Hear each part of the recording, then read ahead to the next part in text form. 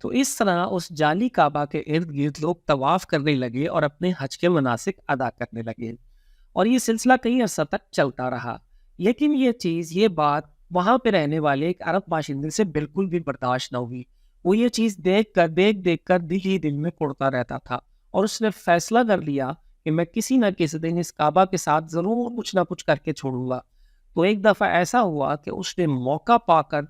بہت ساری گندگی، کوڑا کرکٹ جو ہے وہ اس جعلی کعبہ کے اندر ڈال دیا،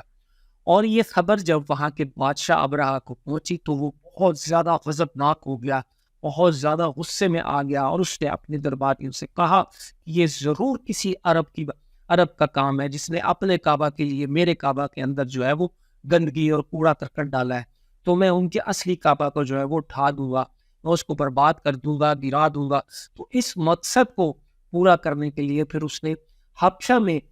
خطوط لکھے، اور اس نے کہا کہ مجھے ہاتھیوں کی فوج دی جائے، میں نے جو ہے کعبہ کو گرانا ہے، اور اس کعبہ کو گرانے کے بعد، مسمار کرنے کے بعد جو میرا اپنا کعبہ بنا ہوا ہے وہاں پہ لوگوں کو میں حج اور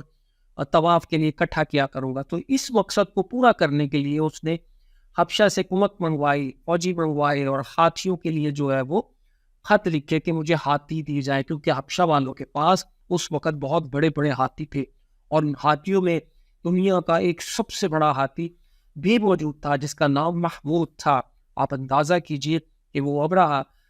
مکہ میں چڑھائی کرنے کے لیے، کعبہ پہ چڑھائی کرنے کے لیے اپنی فوج کٹھی کر رہا تھا۔ تو جس طرح اس نے اپنی فوج کٹھی کی اور اس کے ہاتھی حبشہ سے اس تک پہنچ گئے، تو اس نے کیا کیا، جو سب سے بڑا ہاتھی محمود تھا اس نے اپنی سواری بنائی، اور پھر اس کے اوپر سوار ہو کر وہ مکہ کی جانب روانہ ہو گیا۔